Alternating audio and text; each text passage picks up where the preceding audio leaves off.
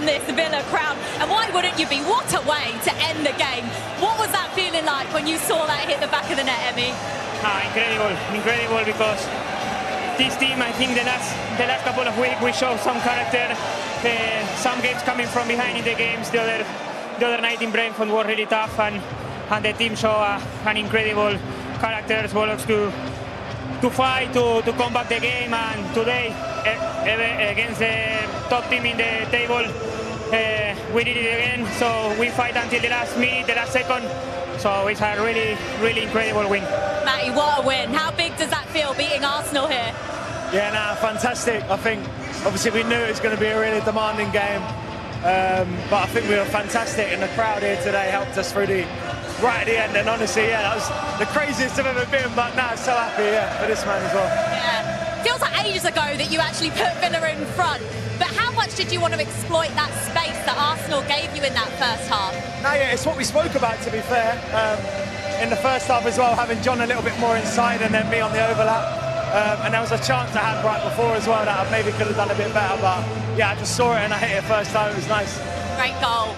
What about the way Aston Villa started this season? It was a really difficult start. And now you're second in the Premier League table. What does that say about this team? Like I said before, some character, trust the process, like the manager said, every single day, building the team, believing in what we do, in what we can do in this tough league. So yeah, I think we are showing every game we are doing big steps.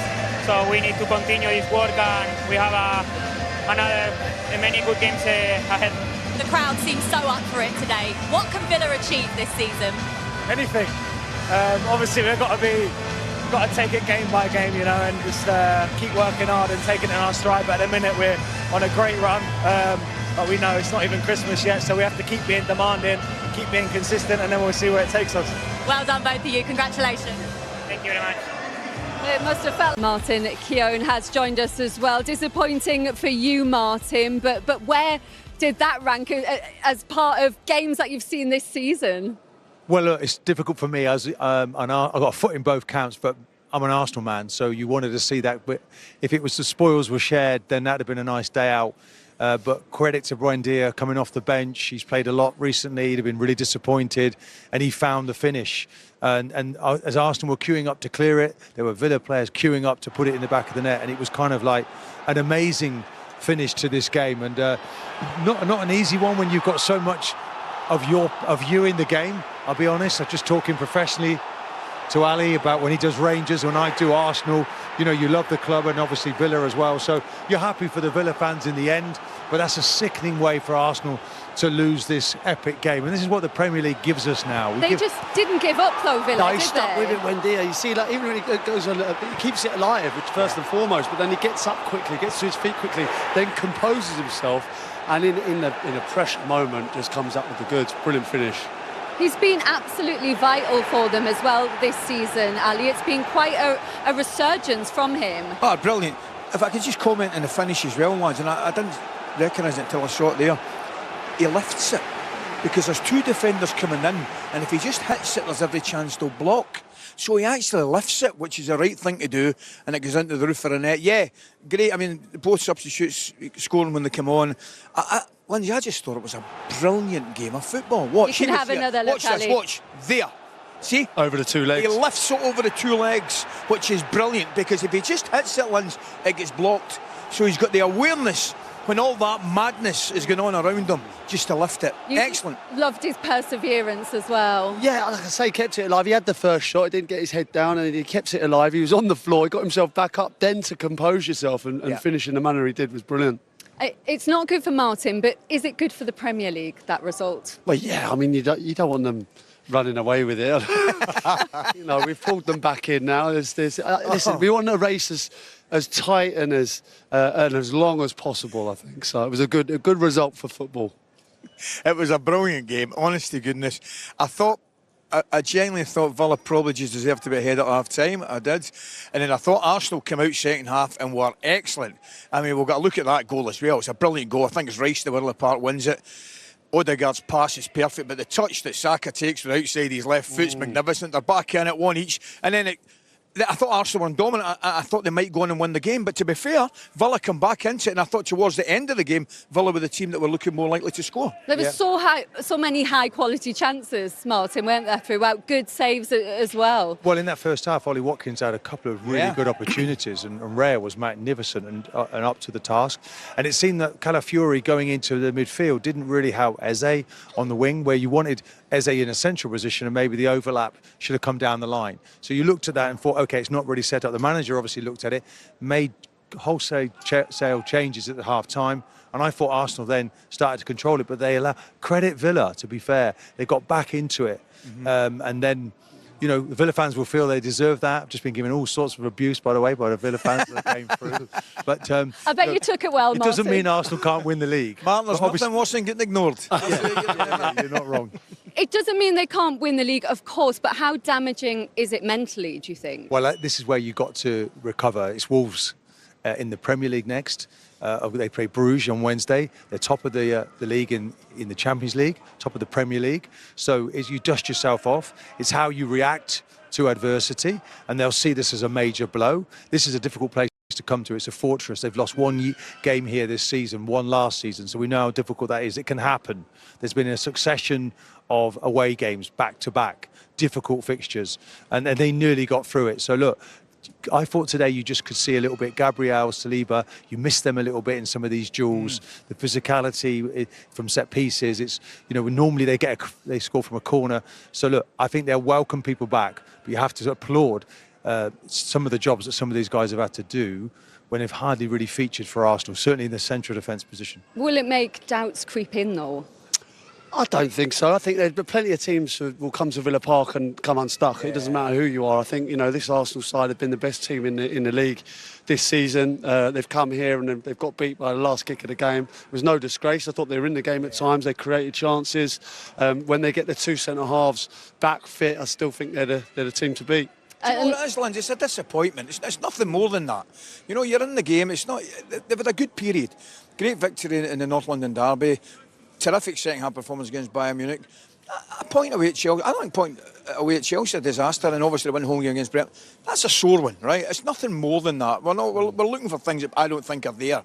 I mean, it's a tough league. There's teams capable of beating everybody in it, and it's a disappointment for Arsenal. Nothing more. Well, let's have a look at how Arsenal equalised. You already spoke about Declan Rice winning that ball back, but Mikel Arteta at that point would have been delighted that his subs had the desired effect. Well, they did. I mean, I think it's a wonderful goal. I really, really do. There's the pass to Odegaard.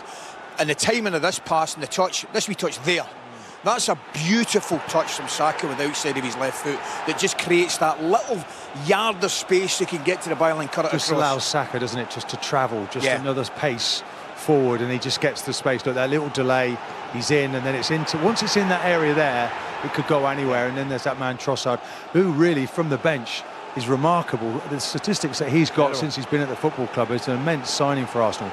Although I believe he's picked up that calf injury again, so it was to no avail in the end. Yeah, another blow because he's missed the last two and has actually got more goals as a sub since he joined Arsenal than anyone else. He's always so reliable for them. Yeah, he is. He's been a great signing, fantastic signing. He's coming to the side, and whenever he's called upon, he seems to come up. Well, let's get the post-match reaction from Mikel Arteta because he is with Jules Breach.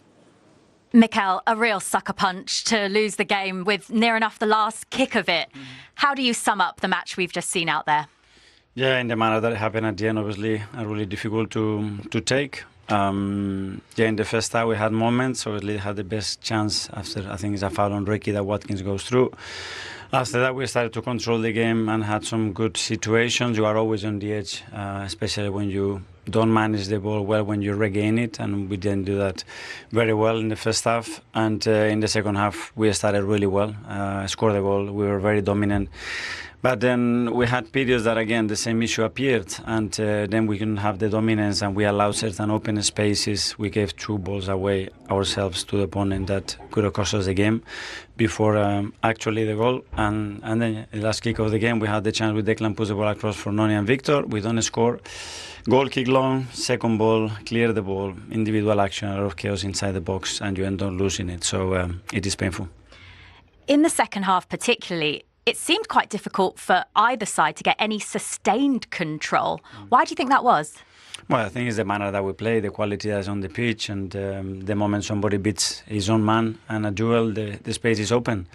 And they are really good at that. Credit to them for what they do. They are a really good side. And we had our moments to go and score the second goal. We're very, very close in a few times. And at the end, I said, after 18 games unbeaten, which is a long run, you need to lift up and go again. Do you see this as a missed opportunity, especially with playing first this weekend, where you could have gone 8 points clear? It's now 3 points to Villa in second. Yes, but every week is going to be like this. I mean, we are 18 games unbeaten, and the margin is so small. So this is what we have to do. We have to focus on ourselves and certain standards that today, particularly individually, we didn't raise that level, and the effort was absolutely there, and use that pain to go again. That's football. How do you ensure then that this defeat today doesn't derail any good momentum you've built up, particularly mentally in that dressing room? Well, because the consistency levels that we showed with everything that happened to us has been incredible, so I have no arguments to think otherwise. Thanks, Mikel. Thank you. Thanks, guys. How do you think he will use this to drive them forward, the disappointment? I think firstly he's being balanced, isn't he? Into his view after the game. He recognises there's been a few, I suppose, rookie mistakes, but then it's a bit of a patchwork defence. You know, Timber's playing central defender, he's the right back. You know, normally Calafiori is probably the only recognised player playing in his position. So mistakes made, but you know, you go away, you think about it, you've got a long journey back now, a long evening, and you use it as oxygen when you come back. And there's been a lot of hurt over the years, and this is maybe just a blip on the road. I don't think this is going to derail what they're trying to achieve. It's important to get people back again, of course, to form that base at the back of that defence. Gabriel, Saliba, you know, you can't get them back quick enough, but they will come back. Wolves coming up next. You just have to look to the next game to put it right. But they're still learning. It's still a very fresh, new partnership at the middle. You can't expect it to be perfect, but it's disappointing. I think the manager saying they didn't win the duels. The ball bounces down, they can't clear it, and then it's in the back of the net. And they will be better equipped to deal with setbacks like that now as well. But Unai Emery's side put in a magnificent performance today, and they are now just 3 points behind the Gunners. We can hear from the Villa boss now with Jules. Unai, congratulations. You said to us before the game, you love games like this, testing yourself against the best team in the league right now. So what does this win mean to you? Good afternoon. Yeah, so happy. We finished this week really playing like we need, firstly competing, being demanding ourselves, adapting of the opponent, but playing personality. And we play really personality, dominating sometimes, getting their box, being intense and aggressive when we needed it. And so happy because Villa Park is special. The supporters, they transmit their energy. Of course, we need to transmit our energy to them, and we did it. And then play football. And how they are responding, the players, is really fantastic. After the way Aston Villa started this season, it was a really tough start for your team. Now, you're second in the league. How have you turned this around, and what can this team achieve this season? It's playing today Manchester City. Of course, we are going to focus game by game, because we know our only success way is coming if we are doing like that. Trying to focus each competition. Now we are going to play Europe League. Of course, Premier League is our first target. Through it, we must get our objective collectively. And of course, how we are doing, how we are competing, how we are more or less sometimes even struggling, but reacting and quick, again, responding like we did today. I think this is the most important through the players. The players, they are the protagonists, and today they show it. Thank you very much, Unai. Thank you. Unai Emery very happy, and so he should be. That's 9 wins in 10 Premier League games. The last time Villa did that was more than 100 years ago. How do you sum up the job he is doing? Oh, it's unbelievable. We touched on it before the game, you know, where they were when he took over.